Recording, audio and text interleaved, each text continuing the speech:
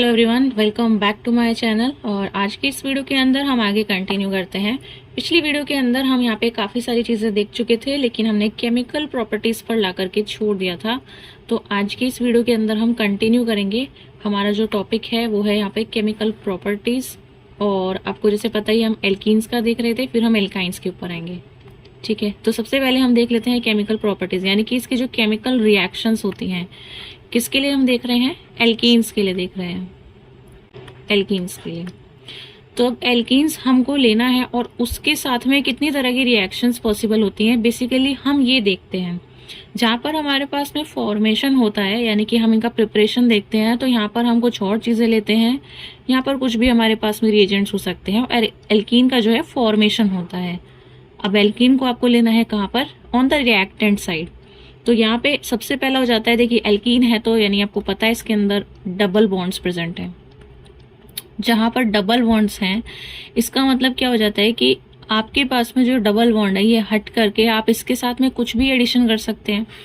सबसे पहले आ जाता है इसीलिए एडिशन, एडिशन ऑफ हाइड्रोजन।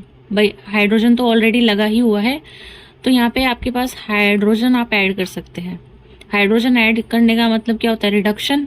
तो यानी कि सबसे पहली जो रिएक्शन हो जाती है वो हो जाती है इसमें रिडक्शन करने की। अब रिडक्शन किस किस से कर सकते हैं? पीडी हो सकता है, ठीक है, पीडी यानी पैलेडियम, प्लैटिनम, निकल वगैरह, ये सब आप ले सकते हैं। तो यहाँ पे मान लीजिए हमने कोई भी ऐसे रेंडम एल्कीन लिया है, इसका अगर हम रिडक्शन कर देते हैं, मतलब हमें इस डबल बॉन्ड से हट करके सिंगल बॉन्ड पे जाना है, हम इसका रिडक्शन कर सकते हैं। H2 एडिशन हो जाएगा किसकी प्रेजेंस में? कोई भी कैटलिस्ट हो सकता है, पीडी हो सकता है, पीटी हो सकता है, एनआई हो सकता है, ठीक है। तो यहाँ पर आपका क्या हो जाएगा? एक जगह पर एक एच आ जाएगा और दूसरी जगह पर दूसरा एच आ जाएगा, और आपके पास में हो जाएगा ये CH। बीच का एक डबल बॉन्ड हट गया, ये भी CH बन गया। और दो बॉन्ड तो थे जो किसी भी ग्रुप से जुड़े हो सकते हैं, हाइड्रोजन से भी जुड़े हो सकते हैं। तो यहाँ पे बेसिक जो जनरल रिएक्शन है वो इस तरीके से रिप्रेजेंट की जाती है। इसके बाद में आप बात कर लेते हैं हम दूसरे तरह की एडिशन की। जरूरी नहीं है ना एडिशन सिर्फ आपका हाइड्रोजन, तो इसमें बेसिक है, हाइड्रोजन का एडिशन हो सकता है। इसके अलावा एडिशन ऑफ हेलोजन भी हो सकता है। जैसे कि H ऐड हुआ है तो सेकेंड रिएक्शन हो जाती है एडिशन ऑफ X2, ठीक है। X मतलब क्या होता है? हेलोजन को रिप्रेजेंट करता है यहाँ पे। तो यहाँ पे हेलोजन्स हमारे जो हो जाते हैं, फॉर एग्जाम्पल हमारे पास में ब्रोमीन हो सकता है, यानी कि Br2 हो सकता है, Cl2 हो सकता है, ये एल्कीन के अंदर ऐड हो जाते हैं। अब एल्कीन अगर आप देखेंगे तो वो दो कार्बन के बीच में इस तरीके का डबल बॉन्ड होता है। मतलब ये दोनों कार्बन कैसे हैं? एडजेसेंट है। अगर यहाँ पे X आके लगता है और इस जगह पर भी X आगे लगता है, तो ये दोनों जो कहलाएंगे, कैसे कहलाएंगे? विसिनल कहलाएंगे। विसिनल, VICINAL, विसिनल यानी कि किस वर्ड से आया है? इंग्लिश में आपने अगर पढ़ा होगा तो इसको हम बोलते हैं विसिनिटी। विसिनिटी का मतलब होता है पास पास में, ठीक है। तो यानी कि जहां पर विसिनिटी है, जहां पर विसिनल डाइहैलाइड्स आपके फॉर्म हो रहे हैं, तो वहां पर क्या होगा? डबली बॉन्डेड कार्बन प्रेजेंट होगा। तो क्योंकि यहाँ पे डबली बॉन्डेड कार्बन प्रेजेंट है, चाहे आप ब्रोमीन ले लीजिए चाहे आप क्लोरीन ले लीजिए, दोनों ही बॉन्ड हटा करके आपको एक एक क्या जोड़ देना है वहां पे?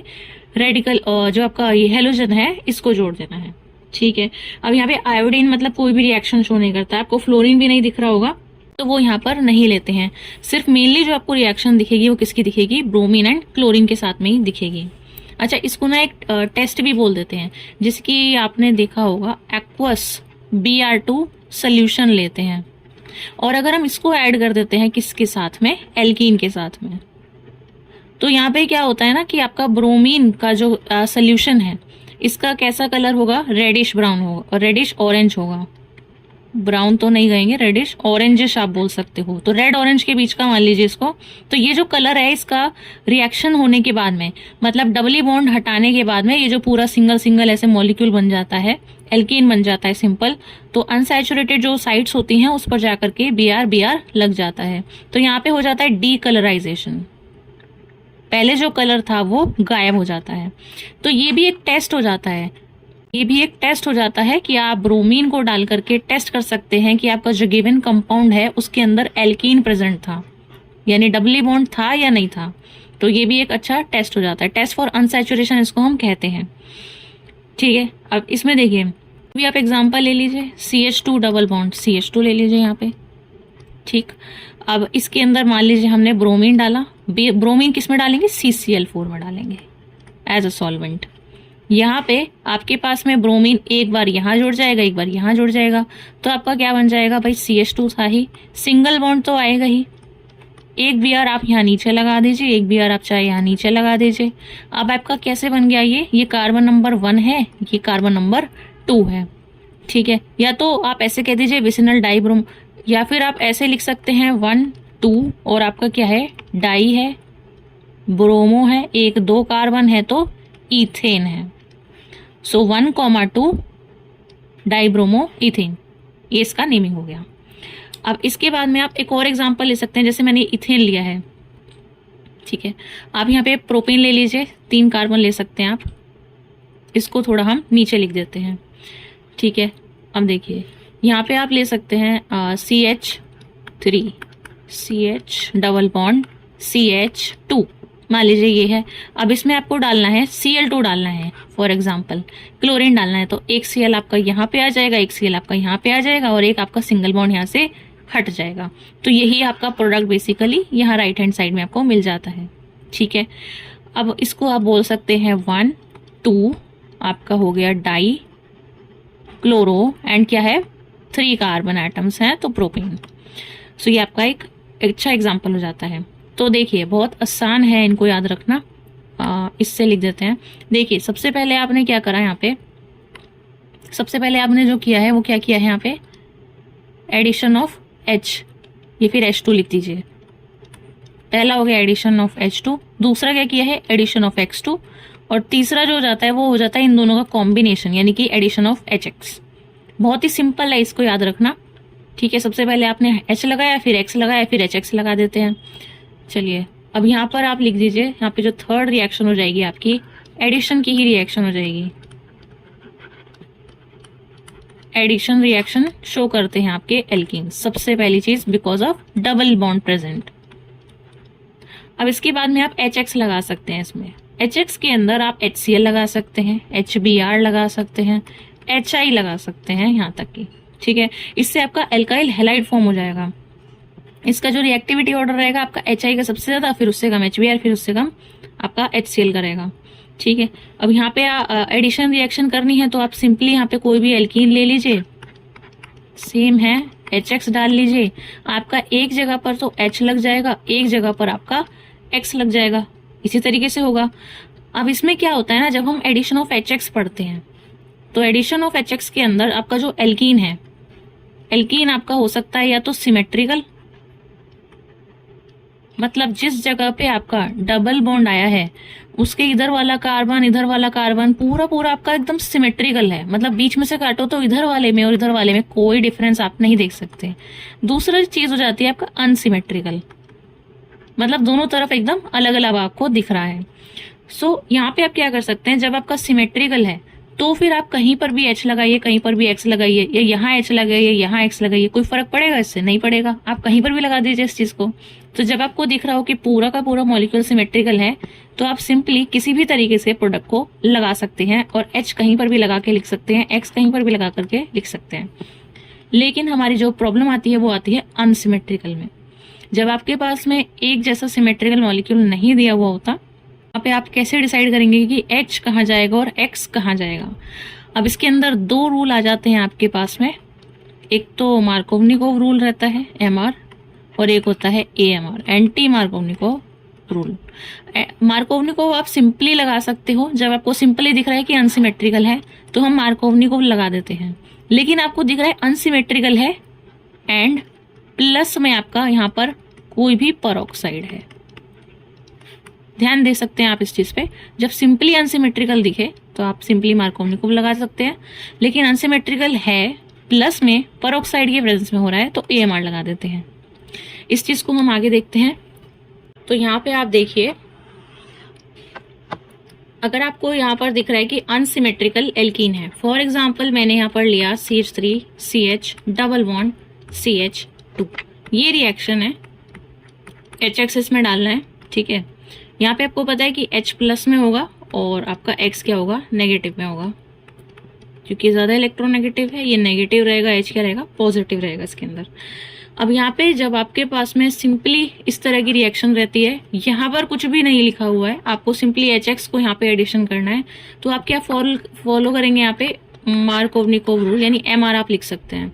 तो मार्कोवनिकोव रूल क्या कहता है, यहाँ पे आपका H कहाँ पर जाएगा, जहाँ पे already more number of hydrogen atoms है, और X कहाँ पर जाएगा, जहाँ पे less number of hydrogen atoms है। ठीक है, ये आपका मार्कोवनिकोव रूल कहता है। तो जहाँ पे आपको दिखे जैसे ये और ये कार्बन डबली बॉन्डेड है, इस दोनों में से जहाँ पर H ज्यादा है वहीं पर H होगा, और जहाँ पर H कम है वहां पर नेगेटिव वाला पार्ट जाएगा। ऐसे नहीं है कि यहाँ पे हाइड्रोजन 3-3 है तो यहाँ लगा देंगे। हमें क्या देखना है, हमें एल्कीन में एडिशन करना है। HX यहाँ जाके क्यों लगेगा, ये तो ऑलरेडी कंप्लीट है, CH3 है, तो HX कहाँ पे ऐड होगा, जहाँ पे एल्कीन होगा। ठीक है, तो सिंपली यहाँ पे क्या हो जाएगा, इन दोनों में से डिसाइड होगा कि कहाँ H जाएगा, कहाँ X जाएगा। तो आपको यहाँ पर प्रोडक्ट क्या मिलेगा, CH3। इस पे हाइड्रोजन कम थे तो इसके पास में आएगा नेगेटिव पार्ट, इस वाले पे हाइड्रोजन ज्यादा थे तो इस पे एक हाइड्रोजन और आ जाएगी और बन जाएगा CH3। This is the correct product. ठीक है, अब यहाँ पे क्या होता है, ये आपका दो तरीके से होता है, जो आप केस पढ़ोगे दो तरीके से होता है। मान लीजिए अब आपका जो हाइड्रोजन है वो यहाँ पर एडिशन होता है इस वाली जगह पर, तो आपको क्या प्रोडक्ट मिलेगा, तो आपको मिलेगा CH3 CH। अब यहाँ पे X तो लगा नहीं है, कार्बोकटाइन का फॉर्मेशन होगा और यहाँ पर बन जाएगा आपका CH3। अब यहाँ पे कार्बोकटाइन कैसा है, सेकेंडरी है। यहाँ पर अगर आप लगाते हो, अब H को भेज दीजिए आप बीच वाले कार्बन पे, इस वाले कार्बन के ऊपर। ठीक है, तो यहाँ पे आपका प्रोडक्ट क्या बनेगा, CH3 CH2 CH2। अब इसके पास में हाइड्रोजन आया तो प्लस कहाँ आएगा, इस वाले पे, तो ये कैसा कार्बोकटाइन बनेगा, प्राइमरी। अब प्राइमरी सेकेंडरी में से आपको पता है कि कौन सा ज्यादा स्टेबल है, सेकेंडरी कार्बोकटाइन इज मोर स्टेबल। तो ये सेकेंडरी वाला ज्यादा स्टेबल है, यही आपको मेजर प्रोडक्ट देगा। अब जहाँ पे कार्बोकटाइन बना है यानी इस वाले कार्बन के ऊपर, यहीं पर आके क्या जुड़ेगा, X जुड़ जाएगा। तो यहाँ पर X जुड़ने के बाद में आपको क्या प्रोडक्ट मिलेगा, यही जो हमने यहाँ पर मेजर प्रोडक्ट ऑलरेडी लिखा हुआ है। तो आपका प्रोडक्ट हो जाएगा CH3 CH। ठीक है, नीचे X और यहाँ पर हो जाएगा CH3। ठीक है, इसीलिए आपको मार्कोवनिकोव रूल के अकॉर्डिंग, क्योंकि सेकेंडरी कार्बोकटाइन मोर स्टेबल है, इसीलिए ये प्रोडक्ट मिलता है। डायरेक्टली अगर आपको याद रखना है तो आप इसी तरीके से याद रख सकते हैं, जैसा मैंने पहले बताया कि हाइड्रोजन को वहीं पर लगा दो डायरेक्ट जहाँ पे मोर नंबर ऑफ हाइड्रोजन्स हैं, X को वहां लगा दो जहाँ पे लेस नंबर ऑफ हाइड्रोजन्स हैं। ठीक है, अब इसके बाद में आता है आपके पास में, अगर आपका अनसिमेट्रिकल तो है, जैसे यहाँ पर आपके पास में अनसिमेट्रिकल था पूरा मॉलिक्यूल, ठीक है, इसमें HX ही डल रहा था, लेकिन अब यहाँ पे क्या होता है, एरो के ऊपर आपको ना पेरोक्साइड दिखेगा, चाहे तो आप हाइड्रोजन पेरोक्साइड हो या फिर कोई और पेरोक्साइड भी हो सकता है। एंटी से ही समझ में आ रहा होगा कि ये उल्टा काम करता है। इसका मतलब अब H कहाँ पे जाएगा, अगर डायरेक्ट पढ़ने की बात करें